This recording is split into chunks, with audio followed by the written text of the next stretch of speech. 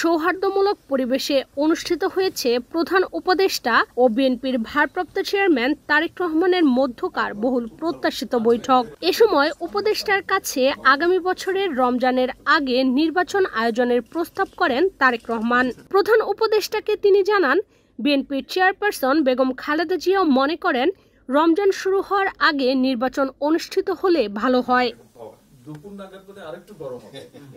প্রধান উপদেষ্টা তারেক রহমানের প্রস্তাব স্বাগত জানিয়ে বলেন, আগামী বছরের এপ্রিলের প্রথমার্ধের মধ্যে নির্বাচন অনুষ্ঠানের ঘোষণা দিয়েছেন তিনি। সকল প্রস্তুতি সম্পন্ন করা গেলে 2026 সালের রমজান শুরু হওয়ার আগের সপ্তাহেও নির্বাচন আয়োজন করা যেতে পারে। সেক্ষেত্রে সেই সময়ের মধ্যে সংস্কার ও বিচারের বিষয়ে পর্যাপ্ত অগ্রগতি অর্জন করা প্রয়োজন হবে। বিএনপির ভারপ্রাপ্ত চেয়ারপারসন প্রধান উপদেষ্টার এই অবস্থানকে স্বাগত জানান এবং দলের পক্ষ থেকে তাকে ধন্যবাদ জানান। নতুন সেনোরা গাইনোকোলজিক্যাল সোসাইটি দ্বারা স্বীকৃত নিরাপদ ও সুগন্ধিমুক্ত স্যানিটারি ন্যাপকিন সেনোরা। প্রধান উপদেষ্টাও তারেক রহমানকে ফলপ্রসূ আলোচনার জন্য ধন্যবাদ জানান। বিএনপির ভারপ্রাপ্ত চেয়ারপারসন জনাব তারেক রহমান লন্ডনে সফররত প্রধান উপদেষ্টা প্রফেসর ডক্টর মোহাম্মদ ইউনূসের সাথে সাক্ষাৎ করেন। অত্যন্ত সৌহার্দ্যমূলক পরিবেশে তাদের বৈঠক অনুষ্ঠিত হয়। জনাব তারেক রহমান প্রধান উপদেষ্টার কাছে আগামী বছরের রমজানের আগে নির্বাচন আয়োজনের প্রস্তাব করেন। দলের চেয়ারপারসন বেগম খালেদা জিয়াও মনে করেন ওই সময় নির্বাচন অনুষ্ঠিত হলে ভালো হয়। প্রধান উপদেষ্টা বলেন যে তিনি আগামী বছর এপ্রিলের প্রথমার্ধের মধ্যে নির্বাচন অনুষ্ঠানের ঘোষণা দিয়েছেন। সকল প্রস্তুতি সম্পন্ন করা গেলে 2026 সালের রমজান শুরু হওয়ার আগের সপ্তাহেও নির্বাচন আয়োজন করা যেতে পারে। সেক্ষেত্রে সেই সময়ের মধ্যে সংস্কার ও বিচারের বিষয়ে পর্যাপ্ত অগ্রগতি অর্জন করা প্রয়োজন হবে। জনাব তারেক রহমান প্রধান উপদেষ্টার এই অবস্থানকে স্বাগত জানান এবং দলের পক্ষ থেকে তাকে ধন্যবাদ জ্ঞাপন করেন। প্রধান উপদেষ্টাও জনাব তারেক রহমানকে ফলপ্রসূ আলোচনার জন্য ধন্যবাদ জানান।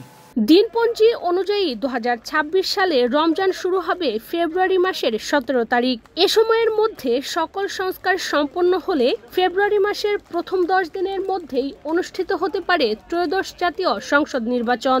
সেরকমই ইঙ্গিত দেওয়া হয়েছে দুই নেতার বৈঠকের পর দেওয়া যৌথ বিবৃতিতে।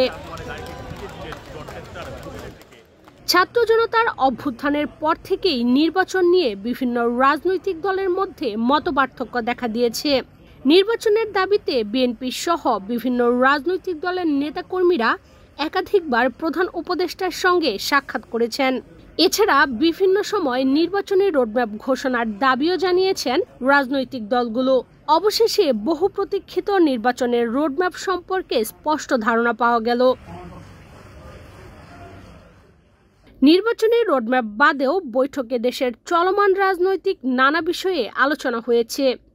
এর মধ্যে অন্যতম দেশে গণতান্ত্রিক প্রক্রিয়া অব্যাহত রাখা, জরুরি বিষয়গুলোতে অল্প সময়ের সংস্কারের পর দ্রুততম সময়ের মধ্যে নির্বাচন করে নির্বাচিত সরকারের হাতে ক্ষমতা হস্তান্তর করা, গণতান্ত্রিক সরকার ক্ষমতায় এসে চলমান সংস্কার প্রক্রিয়া অব্যাহত রাখা, দেশের অর্থনৈতিক অস্তিত্বশীলতা বজায় রাখা, বিদেশে পাচার হওয়া টাকা ফিরিয়ে নেওয়ার প্রক্রিয়া অব্যাহত রাখা, জুলাই হত্যাকাণ্ডের বিচার প্রক্রিয়া অব্যাহত রাখা এবং দায়ীদের শাস্তি নিশ্চিত করা।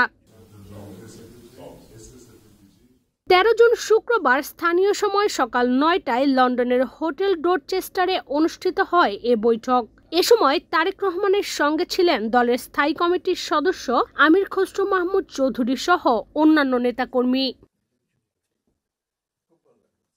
ইশরাত চৈতি, বাংলাদেশ প্রতিদিন।